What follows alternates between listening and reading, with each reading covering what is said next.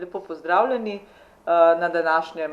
na današnji besedni postaji v knjigarni Filozofske fakultete, v kateri se bom pogovarjala z Diano Pungaršič, književno prevajalko iz slovaščine in češčine ter v slovaščino in moderatorko kulturnih dogodkov ter knjižničarko v Srednji knjižnici Srečka Vilharja Koper in Đurđo Strsoglavac, predavateljico na oddelku za slavistiko Filozofske fakultete Univerze v Ljubljani in književno prevajalko bosanske, makedonske in hrvaške književnosti.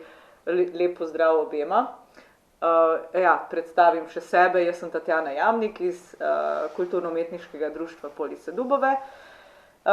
In sicer nas povezuje književno prevajanje oziroma strast do knjig in književnega prevajanja, tako da bi vaju, ker se bomo pogovarjali, nekako ta naš pogovor, v tem pogovoru predstavljamo knjige, ki nas nekako bogatijo, in seveda bomo v ospredje postavile slovanske književnosti, ki jih vse prevajamo, bi vaju kar za prvo vprašanje vprašala, oziroma bi vam zastavila vprašanje, ker svoje knjige, vem, da svoje knjige oziroma knjižne prevode ponavadi predlagata sami založbam, pa bi vaju vprašala, kako, po kakšnih kriterijih izbirata knjige, ki jih potem ponudita založbam za izdajo prevoda. Đurđa, bi mogoče kar ti? Zdaj si tako rekla, da bo napačen vtis se po moje ustvaril. Ne predlagam založbam kar naprej in tudi ne prevajam samo tistega, kar založbam predlagam, in tudi ni nujno, da založba čisto vsak predlog sprejme, ker je mojih predlogov preveč in založb in njihovih programov je premalo. Po kakšnih kriterijih? Po različnih. Najprej moram sama stati za predlogom, da tako rečem. Mora mi bodisi biti všeč zaradi načina tematiziranja, zaradi neke teme, ki se mi zdi pomembna tudi za slovensko okolje, ali pa je besedilo v nacionalni književnosti doživelo takšen boom, da se mi zdi, da bi si ga zaslužilo tudi potem v slovenskem prostoru. Takšne, kar zadeva novejša besedila. Pa tudi starejša predlagam tista, ki se mi zdi, da bi pa vendarle morala biti navzoča v slovenskem prostoru, v slovenskem prevodu, pa niso, pa bi popravili ta manko tako. Na kratko. Hvala. Diana? Mislim, da je situacija s slovaško književnostjo konkretno malce drugačna, ker je nas prevajalcev manj, in se zavedam, da je res velik privilegij, da resnično prevajam skoraj izključno avtorje in dela, ki jih predlagam sama. Zavedam se, da je to hkrati privilegij in seveda velika odgovornost, ker so pravzaprav, je skoraj vsak prevod tako rekoč reprezentativen in predstavlja celotno kulturo. Seveda, kriterijev je več in se pridružujem, kar je povedala Đurđa. Gotovo mora delo nagovoriti osebno mene, mora seveda zadostiti standardom kvalitete. Po drugi strani smo pa seveda vezani prevajalci tudi na raznorazne razpise in štipendije oziroma subvencije. Tako da tu je v veliko pomoč seveda, da smo se znašli znotraj Evropske unije in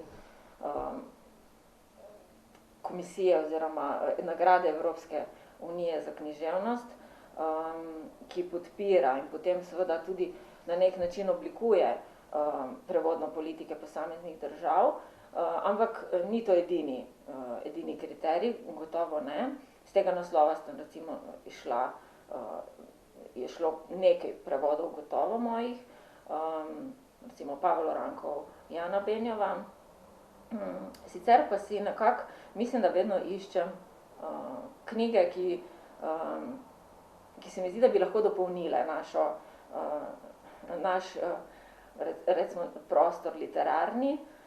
Mogoče izpostavim trilogijo, ki sem jo izdala pri založbi Litera, Kivadar in druge novele. To je, recimo, ki lepo ilustrira ta primer, kakšna motivacija je v ozadju, avtorja, ki izdaja kratko prozo oziroma novele in živi na vzhodu Slovaške in tematizira v bistvu Rome in romsko življenje. Sam sicer ni Rom, je pa z njimi kar v tesnem stiku kot trgovski potnik. In seveda se zavedam, da v Sloveniji imamo avtorja, ki tematizira tudi Rome in romsko življenje, Ferija Lainščka, vendar je to znova neka drugačna pisava, drugačen pogled in se mi je zdelo, da je to nekaj, kar lahko dopolni naš pogled na neko problematiko ali pa neko temo. Tako zelo raznoliko. Ne. Potem pa seveda si zelo prizadevam, da so tudi žanrsko različne stvari, tako da poskušam najti tudi založbe, ki izdajajo kratko prozo, tako zelo različne. No. Različne kriterije vedno seveda v osnovi, v izhodišču kakovost in tudi neka bližina moja, ker vendarle prevajalci potem kar nekaj časa preživimo s temi knjigami. Tako. Ja. To je to približno. Ja. Hvala. Đurđa, ko si omenila, da je težko v bistvu, ker je manj založb, oziroma manj založb, kot bi človek imel knjižnih predlogov, a se ti zdi, da se je ta situacija, oziroma da je danes težje prodreti s knjigami, oziroma s knjižnimi prevodi kot včasih se pozna, ker vem, da založb je danes manj, kot jih je bilo recimo pred 10-20 leti. Se ti zdi, da je kakšna razlika? Jaz lahko nekaj rečem o južnoslovanskem območju in področju južnoslovanskih jezikov, za drugo nisem kompetentna, ne vem. Pa kolikor vidim, je produkcija kar precejšnja prevodov iz južnoslovanskih jezikov. Seveda bi lahko bilo še več. Jaz navijam, da bi bilo še več, ampak morajo priti na vrsto tudi drugi, tako da ne vem, ne znam na splošno odgovoriti, kako je s slovaščino ali pa z zahodnimi slovanskimi. Tudi je kar veliko, kolikor jaz spremljam. Ja, gotovo, ne, tudi s tem, da se tako kot specializirane založbe odpirajo, ne, da je posluh, ampak je bilo treba vzpostaviti ta prostor, gotovo. Ne. Na začetku, vsaj ko sem jaz začela, ni bilo refleksa pri založnikih, da bi izdali slovaško literaturo, ker preprosto ni bilo nikogar, ki bi prevajal, vsaj ne sistematično. In tako kot sem rekla, gotovo so subvencije velika spodbuda in gotovo več prevodov, ko se bo izdajalo tudi iz teh recimo zahodnoslovanskih literatur, hkrati bo generiralo gotovo tudi potrebo po novih naslovih. Ne. Jaz ne vem, kako je bilo pred tem, ampak mislim, seveda vem, kakšna je bila recepcija, je bila borna, ne? Ker je pač stik, saj slovaško konkretno, je bil bolj okrnjen kot mogoče s češko, ki je imela že daljšo tudi zelo močnejšo tradicijo in se je vedno tudi slovaška književnost nekako zgubila znotraj češke in tako so odmahnjeni z roko, ja se že imamo, ne? In potem se je vedno izkazalo, da imamo češke naslove, ne pa v resnici slovaških. Ne? Se je pa treba seveda ves čas boriti, ne? Za prostor, če hočeš pri različnih založbah izdajati, seveda se najde prostor, ampak je treba vztrajati. Ne? Ja. Se pravi zavest, ne? Zavest o določenih, oziroma zavest o tem, da obstaja določena literatura, da je bogata, ne?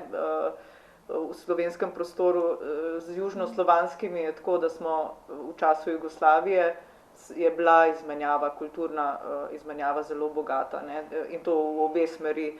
Tako da prevodi verjetno res južnoslovanske književnosti so bolj prepoznavne sploh od slovaške, ampak sem tudi jaz, moram reči, da sem opazila, da zdaj zelo napreduje zavest o slovaški književnosti sploh, ki je v okviru zahodnoslovanskih najbolj zapostavljena, da se izboljšuje res položaj. Ja. Bo pa še veliko treba narediti, ker pravzaprav, tako kot si rekla, Đurđa, ne, zapolnjujemo, oziroma kot ste obe dve rekli, zapolnjujemo bele lise, se pravi, nikoli ne moramo ostati samo pri sodobni, ampak se treba vrniti. Ne. Oprosti, Tatjana, če smem reči, veliko je k temu pripomoglo tudi to moram omeniti, ne zato, ker prihajam z oddelka za slavistiko, temveč zato, ker je to dejstvo, da se je vzpostavil tudi študij slovakistike. Jaz sem produkt študija, tako, slovakistike, tako da definitivno brez tega, da smo imeli, če ne bi imeli možnosti študirati slovaščine, verjetno ne bi se moja pot tako razvila, kot se je. Se strinjam, ne. Ampak to je recimo ko smo pri študiju, zelo pomembno je tudi tole se pravi, da prevajalec ni samo intuitiven, ampak se na študiju uči tudi prevodoslovja. Đurđa, ti med drugim imaš tudi prevodoslovne predmete. Pa me zanima, recimo, ker tudi opazuješ, kaj delajo mladi prevajalci, mogoče kakšne napake, ki bi se jih moral prevajalec izogibati, sploh iz tako sorodnih jezikov, kot so južnoslovanski, slovenščino, če bi kaj o tem povedala, oziroma kaj se ti zdi pomembno, kakšno popotnico bi dala mlademu prevajalcu na pot, kar se tiče prevajanja literature iz južnoslovanskih književnosti. Kaj bi mu dala v tisto pregovorno culico? Ja. Ves čas jim to dajem in govorim in mislim, da to, kar bom zdaj rekla, niti ni značilno samo za prevajanje znotraj južnoslovanske jezikovne skupine. Ne biti zaletav, to je prva stvar. Druga, ne misliti, da vse veš.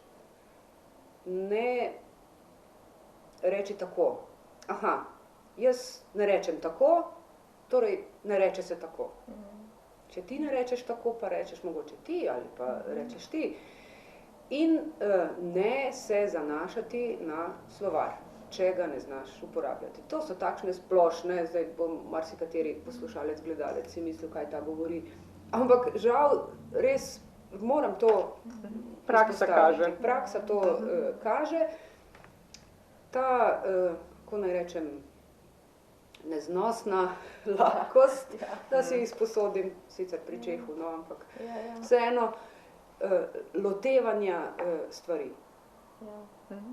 Če nisi 100% prepričan, če si prepričan 99,9%, ja, pa pomujaj se tisti manjko, ki ga imaš tu, preveri, vprašaj. Sploh, ko imamo internet. Točno to, ja, sem ravno hotela reči. Res ni treba iti v knjižnico, ali pa ne vem, sedeti v čitalnici, ali pa telefonirati, nekam potovati in ne vem kaj. No. Res, en klik stran. To so moje izkušnje, ne seveda pri vseh, ampak tako neke splošne in to vidim tudi pri drugih jezikih. Sploh pa pri angleščini, no to pa tam se mi pa zdi, da je pa kako naj rečem, neko mnenje oziroma prepričanje, da si že kar narejen prevajalec, izoblikovan iz angleščine, saj pa vendarle angleščino obvladaš in potem pa dobiš ven kalke. Dobesedne prevode. Ampak mislim, da je to, če lahko še to, mislim, da je sploh past prevajanja iz slovanskih jezikov ravno ta, da se zelo hitro zadovoljiš, ne? Da je zelo hitro si blizu, ampak to je še daleč od tega, da boš na cilju. Ne. Da ostaneš, se mi zdi, da dostikrat ostanemo na pol poti, ne. Da se tako hitro zadovoljimo, tako kot je rekla Đurđa, ja, da in ostaš na strukturi. Ne. In potem to preide. To je se hotela reči hudič, pa se hotela ugrizniti v jezik, ampak res je hudič. Da potem to preide v sistemsko rabo. In potem imamo to. Sej na nek način se tako jezik, kakor hočemo, nočemo bogati, pride prek napak, tako rekoč, ampak vse pa tudi ni. Ne moremo vsega. Če imamo, ni zlato, kar se sveti v tem. Ne moremo se odrekati neki tradiciji, oziroma nekaj se reče na določen način že, in če je to ustreznik, zakaj bi se slovenščina ni stvar trenutka, ampak se že... Jaz dolgo nisem razumela po pravici, kaj je to, imamo to. Kaj imamo, mislim, kaj je to. Res nisem razumela, ker mi še na misel ni prišlo, da bi se lahko takšen prevedek zgodil iz angleščine in se je zgodil in je v sistemsko rabo. In je tudi v slovaškem sistemu, recimo. To je zanimivo, kako res nek globalni jezik, franko linga, res vpliva na nujno način, kako sploh razmišljamo. Ampak mislim, da je treba poudariti tudi še to, da je treba se zavedati, da prevajalec ne samo, da mora poznati jezik, ki ga prevaja, predvsem mora biti spreten v slovenščini. Mislim, mi delamo slovenščino, oba jezika, res, vešč in zato je tudi za prevajalce, mislim, da tako pomembno, da veliko bere, da je v stiku z svojim jezikom. Posluša, seveda, če se pa ne loteva, tudi to je, da ima mogoče to pri sebi zavest, da se raje ne loteva, če se ne čuti samozavestnega v nekem pogovornem jeziku, da raje zavrne. Ali pa na drugi strani v nekem visokem literarnem, če ni to nekako se mu zdi, da mi mogoče ne bi bil dorasel, da mogoče si tudi to zna priznati. Samokritičnost. Tako definitivno. Sploh pogovorni jezik se mi zdi, da res si tudi ti, Đurđa, oziroma recimo tudi kako daleč iti, ampak to je pri prevodu pravzaprav se meni zdi lahko, ker imaš original, tako da vidiš, kako je v originalu in potem tudi pri pogovornem jeziku veš, dokje dokot, kako daleč iti. Zdaj, ko si omenila branje, Diana, bi pa kar navezala, ti si v izolski knjižnici vodiš že kar lepo število. In tudi v koprski, se pravi, ampak v izolski najdlje vodiš bralni klub Kira knjiga, že 7 let, če sem prav. Kako, in vem, da berete tudi slovanske književnosti. Tudi preiskovalca smo brali nedavno. Đurđo smo pa tudi imeli na slovanskem bralnem klubu, kdaj je bilo to pred par meseci, smo Lami Begagič, se pravi pred več kot par meseci, Lamija Begagič, obletnica mature, tako da imamo vse izkušnjo bralnega kluba, mimogrede priporočam. Ker verjetno je bilo tako kot v ljubljanskih, teh naših ljubljanskih bralnih klubih, da ljudje so se praktično prvič srečali s slovanskimi književnostmi, ker so prej brali vse, kar pač s priimki, ki zvenijo angleško. Ja, definitivno je, nekako smo v našem prostoru zazrti na zahod, če hočemo in nočemo. In se mi zdi, da je gotovo neka ta splošna, če ga lahko zelo težko posplošujemo karkoli, ampak še vedno prevladujejo anglofonske literature. Seveda so raznoliki bralci. Zdaj, po kakšnih knjigah posegajo, nujno so to knjige, ki imajo pač boljšo reklamo, kakorkoli če si hočemo priznati ali ne, pač je bralec tudi potrošnik in tisto, kar mu bo prišlo pod roko, tisto bo bral, vsaj velika večina. In če seveda knjiga nima dobrega te podpore, recimo medijske ali pa PR ali pa plačane reklame ali pa v bistvu, kar pride samo z velikostjo založbe, seveda bo nujno manj izpostavljena in tudi manj brana. Zato se mi zdi zelo, zelo velika naloga knjižnic, splošnih knjižnic, da podprejo in da izpostavljajo seveda knjige, ki izhajajo tudi pri manjših založbah, pa ni nujno, da so, oziroma ponavadi je še celo ravno nasprotno, so še bolj kvalitetne kot recimo kakšni komercialni naslovi. In seveda tudi moja nekako vizija bralnega kluba je bila, da nekako širim ta bralni horizont in za tega zelo pozorno izbiram knjige, ki jih beremo. Izbiram jih tako, da opozarjam, da z njimi opozarjam tako na prevajalce, tako na različne književnosti, tako na različne žanre, tako na različne založbe. In seveda so rezultati, nujno so rezultati. Če smo bili na začetku pri tem, da je to, da so prišli bralci z nekimi takimi. Nazadnje recimo je bila taka njihova izkušnja pogovora o branju šolska izkušnja. In to pomeni obnovo, ne? To pomeni naučiti se biografijo avtorja. In seveda potem postopoma, ko nekako odpadejo predsodki, kako naj bi bil videti pogovor o branju, so to zelo lepa srečanja, ki bogatijo vse nas. In seveda knjige, ki izhajajo iz slovanskih književnosti, na nek način se izkažejo vedno znova, to kar vedno poudarjam, kot nekakšna bližnja eksotika, ne. To se mi zdi, da je res tako, da tudi kadar da so presenečeni, no, tako, da je to vseeno, je drugače, ampak je tudi tako naše, ne. Tako, ne, mislim, da je absolutno treba razbijati predsodke, ko kakšno poljsko ime preberejo in bi radi pobegnili k kakšnemu angleškemu imenu, da enostavno je treba jih samo spodbuditi in da potem odpadejo pač res vsi predsodki. Se strinjam, to konec koncev smo recimo z zahodnimi Slovani koliko 500 let delili avstro-ogrski oziroma skupni prostor v okviru avstro-ogrske monarhije, z južnimi Slovani pa tudi deloma avstro-ogrska že, pa potem stara Jugoslavija in potem še SFRJ.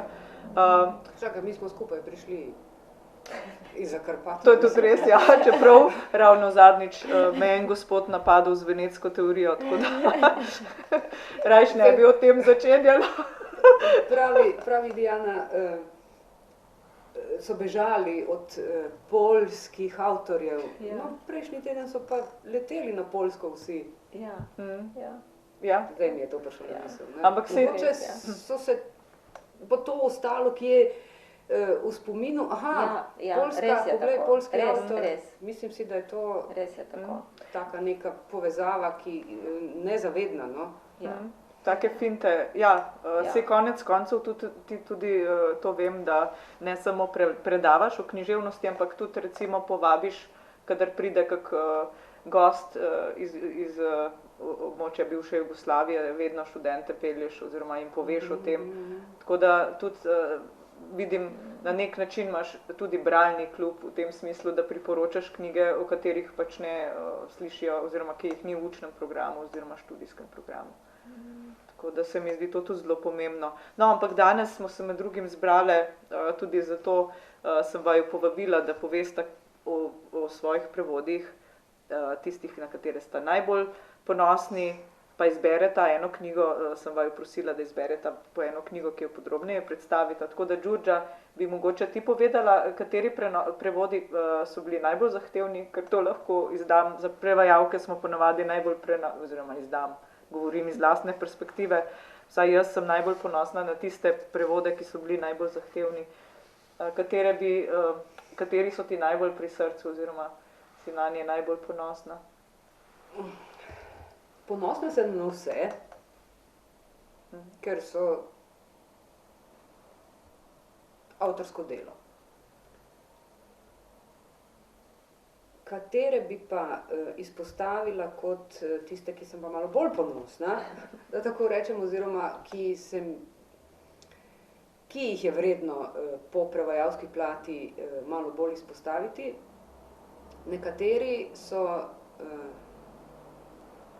kar zadeva vsebino, takšni, da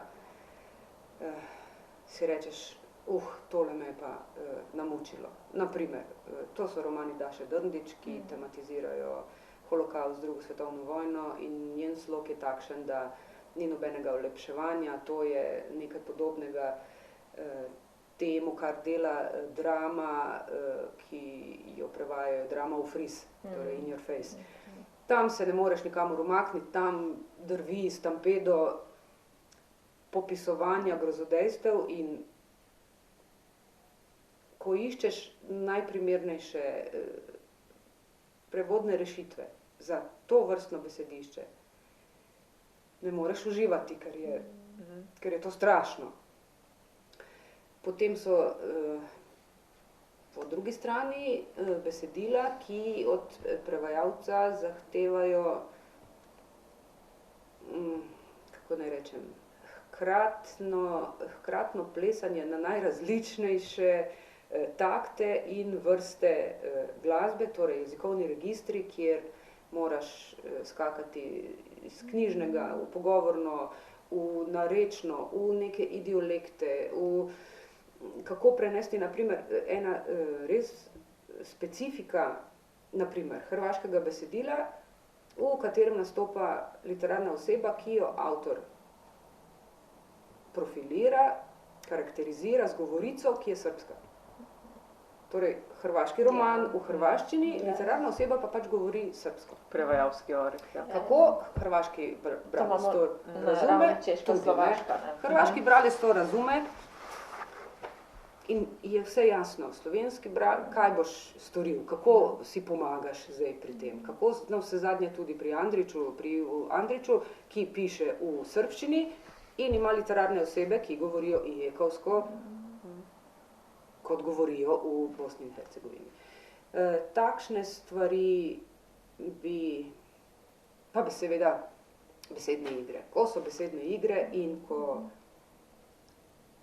mi uspe in se mi zdi, da je res 100%, ne približno, pa nekaj si žrtvoval, ker pač sicer ni šlo, ko jo 100% lahko prenesem v slovenščino in tudi v slovenščini funkcionira tako, da nisem zadovoljna samo jaz, temveč tudi moji poskusni bralci, urednik, urednica in tako naprej. Takrat si pa jaz rečem, tole pa nisi slabo. To bi rekla o ponosu, sicer pa na vsako.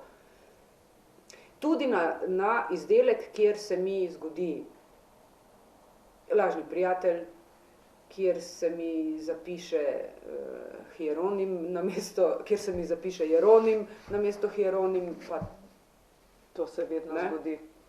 Tako da tudi na to, na rane prevajalske, se mi zdi, da vsak prevajalec ponosen. Ne vem, tako bi jaz rekla. Danes si prinesla s sabo tole knjigo Tesla, Portret med maskami od Vladimirja Pištala. A se reče Pištalo? Pištalo, da. Ta je bila zelo posebna, ko sem prebrala. Nisem še uspela cele, ampak sem spremno besedo prebrala. Tako da. Da, dala si zadolžitev, da enega. Za več žal ni časa. Tako, da pač izberem in o njem kaj več povem. In sem izbrala, prej, ko si me predstavljala, si rekla prevaja iz makedonščine, prevaja iz hrvaščine, prevaja iz bosanščine, nisi omenila srbščine, jo bomo sedaj, nič hudega. Torej, gre za roman, napisan v srbščini, Vladimir Pištalo je avtor, ki piše v srbščini, živi in dela v Ameriki, zelo zanimivo, da Srb Američanom predava ameriško zgodovino. In je napisal med drugim roman Tesla, Portret med maskami, zdaj, ker je toliko zvezd, pa me je zdaj zapeljalo. In sicer leta 2008 je šel ta roman, slovenski prevod pa leta 2013. in potem še ponatis prevoda, kar ni tako pogosto v slovenski družbi, in sicer leta 17. In razlika je pač v tem tudi še, da je da ima mehke platnice, tako, in da je malo, kako ne rečem, digitalizirana ta pisava tukaj. Gre za roman, ki ga je Vladimir Pištalo zelo dolgo pisal in ki velja za najboljšo biografijo Nikole Tesle. Nikola Tesla, verjamem, da res ni človeka, ki ne bi vedel, kdo je Nikola Tesla. In zakaj izpostavljam ta roman in ta prevod? Zato, ker je poseben, s posebno tehniko je upovedano življenje in delo Nikole Tesle od rojstva oziroma zgodnjih otroških let v Liki do smrti v New Yorku. In ko je ta roman izšel, je Pištalo poudaril, da se nima za strokovnjaka za Nikolo Teslo in da je strokovnjakov za Nikolo Teslo po njegovem mnenju in okusu že tako ali tako preveč in da ta njegov roman ne razlaga Teslovih iznajdb, temveč gre preprosto za to, da si je želel napisati roman o Tesli in se pri tem opirati na čustva. Torej, skušal je osvetliti od znotraj, kaj se je v Tesli dogajalo med tem, ko je delal. In jaz sem potem to poimenovala iluminirani roman, torej osvetljeno od znotraj, da je vse dobro videti tudi od zunaj. In to so kratka, nekatera tudi ne tako kratka poglavja, ki spremljajo torej Nikolo Teslo od rojstva do smrti in vse, ki so bili v stiku z njim, ki je on bil v stiku z njim, vsa mesta, prostore, kjer je bil, na način, da je Nikola Tesla v tem romanu literarna oseba, tako kot vsaka druga literarna oseba, in nad vsem tem morjem dogodkov, krajev, izumov, spletk in tako naprej, bdi vsevedni in vse prisotni pripovedovalec, ki se tako vede do bralca, da nič ne predvideva, da bi bralec morebiti že kaj vedel o Tesli. Ni treba, da karkoli ve, vse je tu predstavljeno. In različne, seveda to dosega z različnimi jezikovnimi izraznimi sredstvi, karakterizira literarne osebe z različnimi idiolekti, z različnimi dolgimi, kratkimi, srednjimi stavki in povedmi, in vse skupaj je res jezikovno naslikano, res lahko rečem, da je naslikano kot različni, tu sem si zapisala, pa če dovoliš, bom prebrala, da to lahko beremo kot ta portret, ne, med maskami, portretiranje Nikola Tesla z različnimi barvami, z različnimi čopiči, z različnimi tehnikami.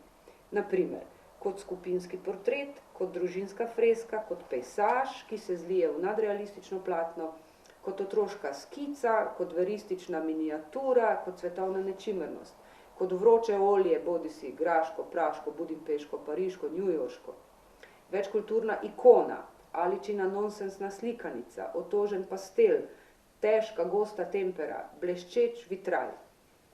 In vse to je bilo treba prestaviti, prenesti, preslikati v slovenščino.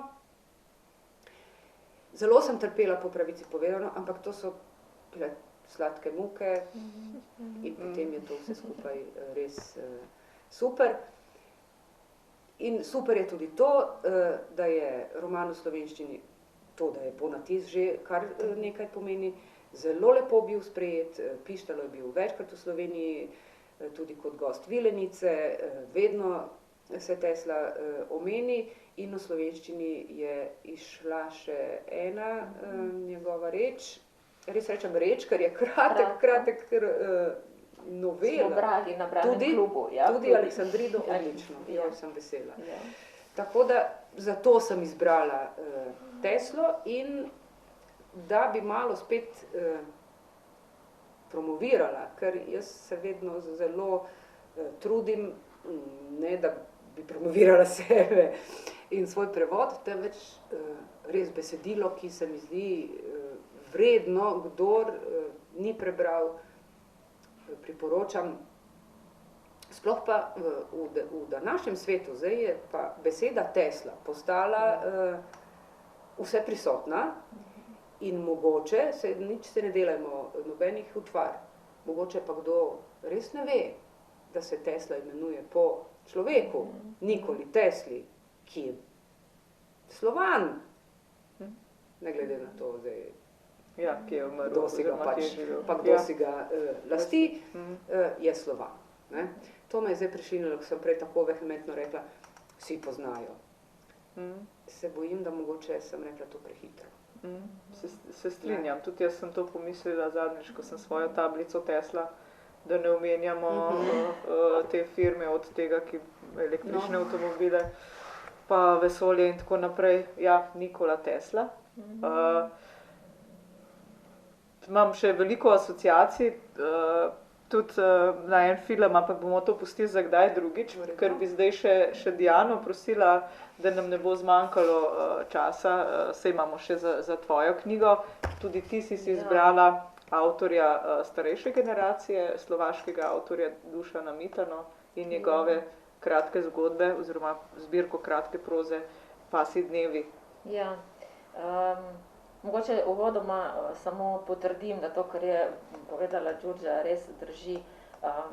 So izziv knjige, definitivno knjige, ki imajo različne registre, izziv so knjige, ki mogoče v svojem prevajalskem delu izpostavim knjigo o Britofu se imenuje, sam kot tale, ki je v bistvu, kjer sem se soočila z enim res močnim idiolektom, tam je pripovedovalec, tako imenovani naivni pripovedovalec, umsko zaostal deček, ki zbira papir, ampak za čuda sem zelo hitro, recimo pri tisti knjigi sem zelo hitro našla ključ, našla način in je potem steklo. In je bil velik užitek prevajati. Zavedala sem se, da ne bom mogla na istih mestih, kjer se pojavljajo problemi, ne, ti orehi naši prevajalski, vedno točno tam rešiti stvari, lahko sem pa potem kompenzirala. Tako da, ko sem si dala to svobodo, je šlo zelo hitro. So pa kakšne knjige, kjer se mi zdi po prvem branju, da to bo šlo gladko, da sploh malca, malenkost, in se pri prevajanju izkaže, da to je pa veliko težji oreh, ker je tako preprosto in ustvariti enako preprostost je včasih res težje. Ali pa mogoče sem jaz tak tip prevajalke. Tudi jaz sem tak tip.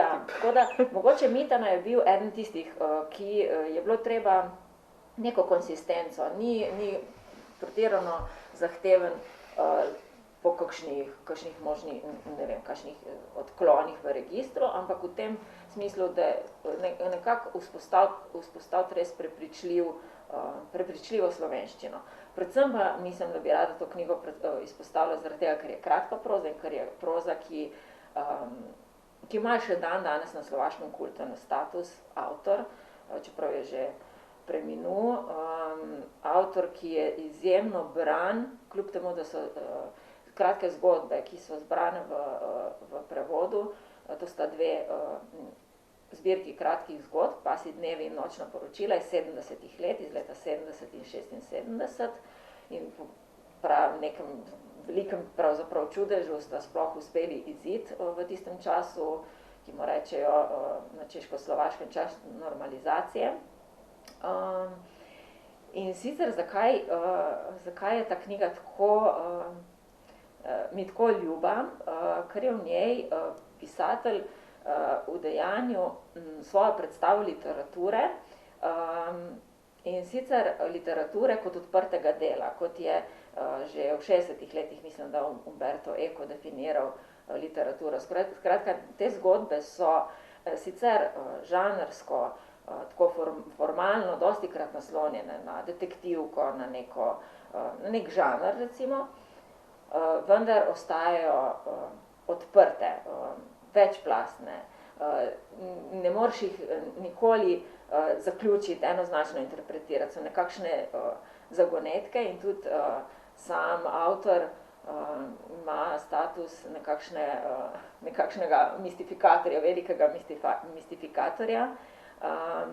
In hkrati pa ga seveda v teh zgodbah, ki so imele seveda kulten status tudi zaradi tega, ker so bile nekakšna tiha polemika z schematizmom, z neko književnostjo, kjer pač daje enoznačne in zelo jasne odgovore na velika življenjska vprašanja, nerešljiva. Skratka, on pa se v teh zgodbah loteva res temeljnih eksistencialnih vprašanj, vendar na humoren način tudi. Lahko je tudi srhljiv način. In hkrati pa lahko, mogoče tudi to velja poudariti, te zgodbe beremo kot roman, ker vendarle se ves čas pojavlja podoben lik, moški, sicer mlad moški, ki na poti v odraslost, ki mu seveda bolj ali manj spodleteva uspešno odrast, ampak potem v naslednji knjigi o nočnih poročilih pa že ga srečamo kot mladega očeta oziroma v zakonski zvezi in nekako lahko to beremo, potem povežemo v neko skoraj romaneskno pripoved. Tako da se mi zdi, da je res pomembno, da se zavedamo, da je tudi kratka zgodba, nasplošno tudi, če se vrnem nazaj na bralne klube in na bralski okus, da je lahko res enak bralski užitek tudi kratka zgodba. In da je treba samo ponuditi. In to tudi gotovo tudi take knjižice, kot smo omenjali z Pištalom, res tanke, ponudijo ogromno materijala in za, ne samo za bralski užitek, ampak tudi za pogovor in je treba samo približati, no, tako, mislim, da bralcem take knjige. Se strinjam, tako da na tej točki lahko počasi v bistvu tudi, oziroma moramo žal zaključiti, ker nam počasi se nam izteka določen čas, oziroma predviden čas, tako da bi se vama, še preden se zahvalim, bi mogoče še vaju prosila za nekaj besed